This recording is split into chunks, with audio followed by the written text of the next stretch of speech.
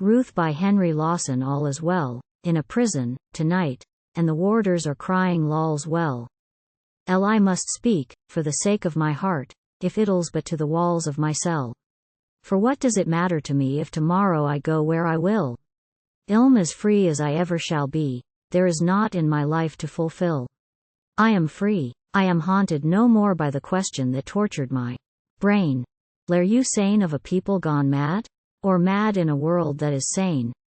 I have had time to rest, and to pray, and my reason no longer is vexed by the spirit that hangs you one day, and would hail you as martyr the next. Are the fields of my fancy less fair through a window thatĺs narrowed and barred? Are the morning stars dimmed by the glare of the gaslight that flares in the yard? No, and what does it matter to me if tomorrow I sail from the land? I am free, as I never was free. I exult in my loneliness grand. Be a saint and a savior of men. Be a Christ, and they'll slander and rail. Only criminals understood in the world, and a man is respected, in jail. But I find in my raving a balm, in the worst that has come to. The worst, let me think of it all, I grow calm, let me think it all out from the first. Beyond the horizon of self do the walls of my prison retreat, and I stand in a gap of the hills with the scene of my life at my feet. The range to the west, and the peak, and the marsh where the dark ridges end, and the spurs running down to the creek, and the she-oaks that sigh in the bend, the hints of the river below, and, away on the azure and green, the old goldfield of Specimen Flat, and the township, a blotch on the scene. The store, the hotels, and the bank, and the jail and the people who come with the weatherboard box and the tank. The Australian idea of home. The scribe, spirit broken. The ÖAre in his might have been. Or shame. The townsman respectable or worthy. The workman respectful and tame. The boss of the pub with his fine sense of honor, grown moral and stout, like the spielers who came with the line, on the checks that were made farther out. The clever young churchman, despised by the swaggering, popular man.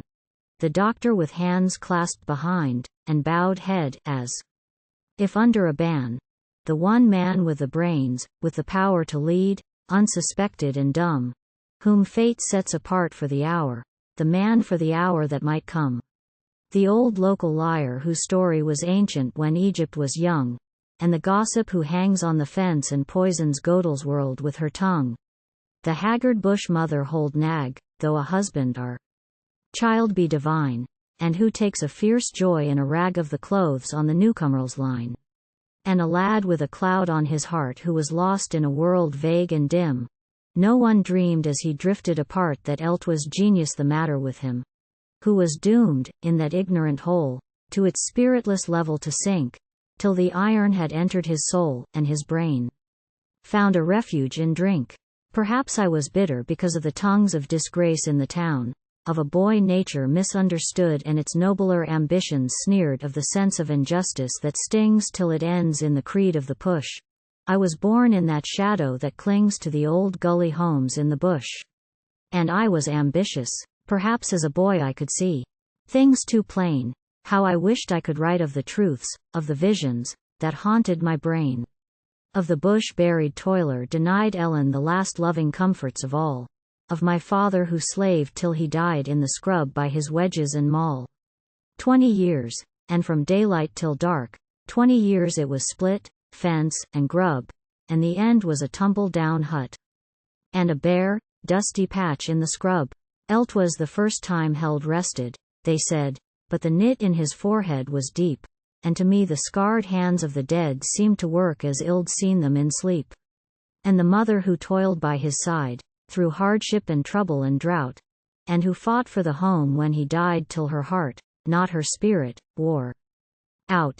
I am shamed for Australia and haunted by the face of the haggard bushwife, she who fights her grim battle undaunted because she knows nothing of life. By the barren track travelled by few men, poor victims of commerce, unknown, Ellen the troubles that woman tells woman she suffers, unpitied, alone. Heart dumbed and mind dulled and benighted, evil's beauty in girlhood destroyed, till the wrongs never felt shall be righted. and the peace never missed be enjoyed. There was no one to understand me. I was lonely and shy as a lad, or I lived in a world that was wider than ours. So of course I was ዄAllÓd. Who is not understood is ÖAllÓ. So I suffered the tortures of men doomed to think in the bush, till I drank and went wrong. I grew popular then. There was Dr. Lebensky, my friend, and the friend, too, of all who were down, clever, gloomy, and generous drunkard, the pride and disgrace of the town. He had been through the glory and shame of a wild life by city and sea, and the tales of the land whence he came had a strong fascination for me. And often in yarning or fancy, when she oaks grew misty and dim, from the forest and straight for the camp of the Cossack ŒAllÓs ridden with him. Ridden out in the dusk with a score, ridden back ere the dawning with 10, have struck at 3 kingdoms and fate for the fair land of Poland again. Held a sorrow that drink couldn't drown, that his great heart was powerless to fight, and I gathered the threads ዄtwixt the long, pregnant puffs of his last pipe at night. For held say to me, sadly, Jack drool, then held pause, as to watch the smoke curl. Leaf a good girl should love you, be true, though you die for it, true to the girl. A man may be false to his country, a man may be false to his friend. Be a vagabond, drunkard, a spieler, yet his soul may come right in the end. But there is no prayer, no atonement, no drink that can banish the shade from your side. If you've one spark of manhood, of a dead girl that you have betrayed. Lone chance for a fortune, well told. In the lives of the poorest of men, there's a chance for a heaven on earth that comes over and over again. 'Twas for Ruth, the bank manager's niece, that the wretched old Goldfield grew fair, and she came like an angel of peace in an hour of revengeful despair. A girl as God made her, and wise in a faith that was never estranged, from childhood neglected and wronged. She had grown with her nature unchanged, and she came as an angel of hope as I crouched on eternity's brink, and the loaded revolver and rope were parts of the horrors of drink. I was not to be trusted, they said, within sight of a check or a horse, and the worst that was said of my name all the gossips were glad to endorse. But she loved me, and why? Asked the she-oaks that sighed in the bens. We had suffered alike, she and I, from the blindness of kinsfolk and friends. A girlhood of hardship and care, for she gave the great heart of a child to a brother whose idol was self, and a brother good-natured but wild. And a father who left her behind when held suffered too much from the moan of a mother grown selfish and blind in her trouble. 'Twas always her own. She was brave, and she never complained, for the hardships of youth that had driven my soul to the brink of perdition, but strengthened the girl's faith in heaven. In the home that her relatives gave she was tortured each hour of her life by her cruel dependents, the slave of her aunt, the bank manager's wife. Does the world know how easy to lead and how hard to be driven are men? She was leading me back with her love, to the faith of my childhood again, to my boyhood's neglected ideal, to the hopes that were strangled at birth, to the good and the truth of the real, to the good that was left on the earth. And the sigh of the oaks seemed a hymn, and the waters had music for me as I sat on the grass at her feet, and rested my head on her knee, and we seemed in a dreamland apart from the world's discontent and despair, for the cynic went out of my heart at the touch of her hand on my hair. She would talk like a matron at times, and she prattled at times like a child. Will trust you, I know you are good, you have only been careless and wild. You are clever, you'll rise in the world, you must think of your future and me. You will give up the drink for my sake, and you don't know how happy we'll be. Lee can work, I will help you, she said, and shall plan out our future and home. But I found no response in my heart save the hungry old craving to roam. Would I follow the paths of the dead? I was young yet. Would I settle down to the life that our parents had led by the dull, paltry-spirited town? For the ghost of the cynic was there, and he waited and triumphed at last. One night, I'd been drinking, because of a spectre that rose from the past, My trust had so oft been betrayed, that at last I had turned to distrust, my sense of injustice so keen that my anger was always unjust. Would I sacrifice all for a wife, who was free now to put on my hat and to go far away? From the home life of Specimen Flat? Would I live as our fathers had lived to the finish? And what was it worth? A woman's reproach in the end, of all things most unjust on the earth. The old rebel stirred in my blood, and he whispered, what matter? Why not? And she trembled and paled, for the kiss that I gave her was reckless and hot. And the angel that watched o'er her slept, and the oaks sighed aloud in the creek as we sat in a shadow that crept from a storm cloud that rose on the peak. ŒAllĺs a voice warns the purest and best of their danger in love or in strife, but that voice is a knell to her honor who loves with the love of her life. And Ruth, I whispered at last in a voice that was not like my own. She trembled and clung to me fast with a sigh that was almost a moan. While you listen in doubt, and incline to the devil that plucks at your sleeve, when the whispers of angels have failed, then heaven speaks once I believe. The lightning leapt out, in a flash only seen by those ridges and creeks, and the darkness shut down with a crash that I thought would have riven the peaks. By the path through the saplings we ran, as the great drops came pattering down, to the first of the low-lying ridges that lay between us and the town, where she suddenly drew me aside with that beautiful instinct of love as the clatter of hoofs reached our ears, and a horseman loomed darkly above. ŌĆÖTwas the doctor. He reined up and sat for the first moment pallid and mute. Then he lifted his hand to his hat with his old-fashioned martial salute, and he said with a glance at the ridge, looming black with its pine tops awhirl, take my coat. You are caught in the storm. And he whispered, be true to the girl. He rode on, to a sick bed, maybe some 20 miles back in the bush, and we hurried on through the gloom, and I still seemed to hear in the whistle of the wind in the saplings and oaks, in the gums with their top boughs awhirl, in the voice of the gathering tempest, the warning, be true to the girl. And I wrapped the coat round her, and held her so close that I felt her heart thump when the lightning leapt out, as we crouched in the lee of the shell of a stump, and there seemed a strange fear in her eyes and the color had gone from her cheek, and she scarcely had uttered a word since the hot brutal kiss by the creek. The storm rushed away to the west, to the ridges drought-stricken and dry. To the eastward loomed far-away peaks beneath the still starry arch of the sky, by the light of the full moon that swung from a curtain of cloud like a lamp. I saw that my tent had gone down in the storm, as we passed by the camp. Itĺs a small thing, or chance, such as this, that decides between hero and cur in ÖAllĺ's heart.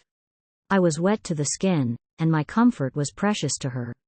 And her aunt was away in the city, the dining-room fire was alight, and the uncle was absent. He drank with some friends at the Royal that night. He came late, and passed to his room without glancing at her or at me, too straight and precise, be it said, for a man who was sober to be. Then the drop of one boot on the floor. There was no wife to witness his guilt. And a moment thereafter a snore that proclaimed that he slept on the quilt. Was it vanity, love, or revolt? Was it joy that came into my life? As I sat there with her in my arms, and caressed her and called her me wife, the coward. But my heart shall bleed, though I live on for 50 long years, for she could not cry out, only plead with eyes that were brimming with tears. Not the passion so much brings remorse, but the thought of the treacherous part itĺ have played in a future already planned out, endorsed in my heart. When a good woman falls for the sake of a love that has blinded her eyes, there is pardon, perhaps, for his lust. But what heaven could pardon the lies? And what does it matter? I said. Lie you are mine, I am yours, and for life.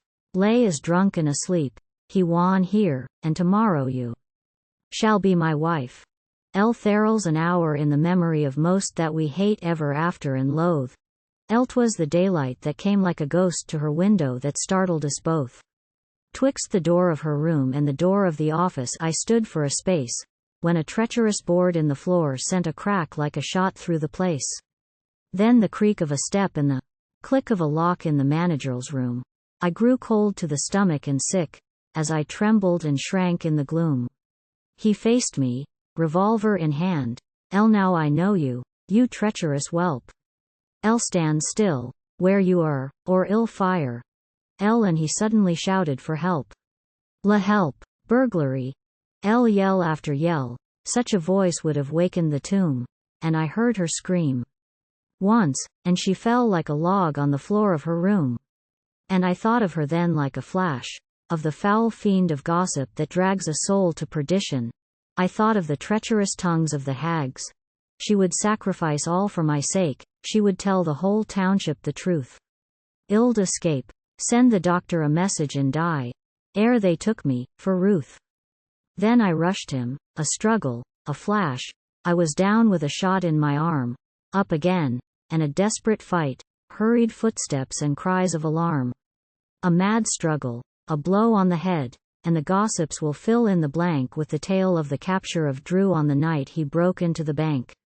In the cell at the lockup all day and all night, without pause through my brain whirled the scenes of my life to the last one, and over again I paced the small cell, till exhaustion brought sleep, and I woke to the past like a man metamorphosed, clear-headed, and strong in a purpose at last.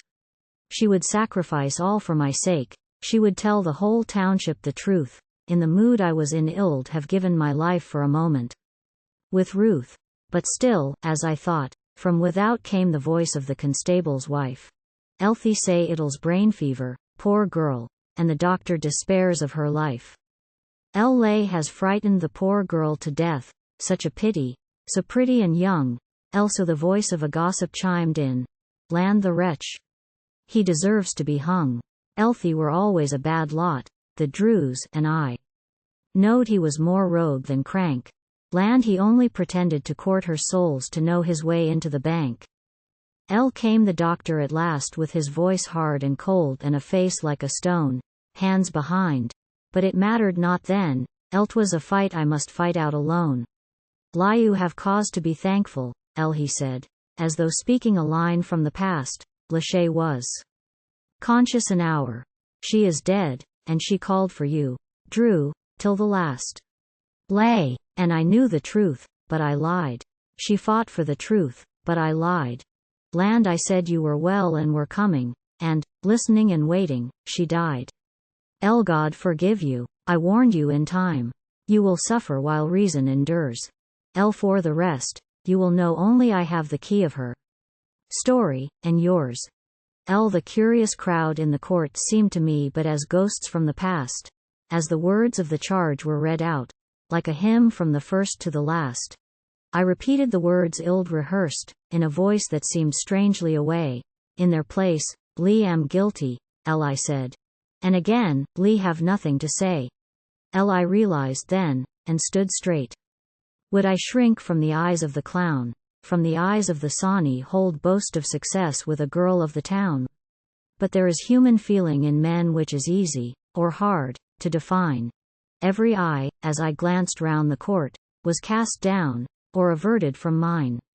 Save the doctor's. It seemed to me then as if he and I stood there alone. For a moment he looked in my eyes with a wonderful smile in his own, slowly lifted his hand in salute, turned and walked from the courtroom, and then from the rear of the crowd came the whisper. Doctor's been boozing again. I could laugh at it then from the depth of the bitterness still in my heart, at the ignorant stare of surprise, at the constable's larder in car RT. But I know. Oh, I understand now how the poor tortured heart cries aloud for a flame from high heaven to wither the grin on the face of a crowd. Then the judge spoke harshly. I stood with my fluttering senses awhirl. My crime, he said sternly, had cost the young life of an innocent girl. I'd brought sorrow and death to a home. I was worse than a murderer now. And the sentence he passed on me there was the worst that the law would allow. Let me rest, I grow weary and faint. Let me breathe, but what value is breath? The pain in my heart, as of old. And I know what it is death. It is death, it is rest, it is sleep. ŁAllĺs the world and I drifting apart. I have been through a sorrow too deep to have passed without breaking my heart. thatĺs a breeze, and a light without bars. Let me drink the free air till I drown. ዄAllĺs the she oaks, the peak, and the stars. Lo, a dead angel's spirit floats down. This will pass, and all things will pass. Oh, my love, have you come back to me? I am tired. Let me lie on the grass at your feet, with my head on your knee. Was wrongl, the words lull me to sleep. Like the words of a lullaby song, I was wrong, but the iron went deep in my heart ere I knew I was wrong. I rebelled, but I suffered in youth, and I suffer too deeply to live. You'll forgive me, and pray for me, Ruth, for you loved me, and God will forgive.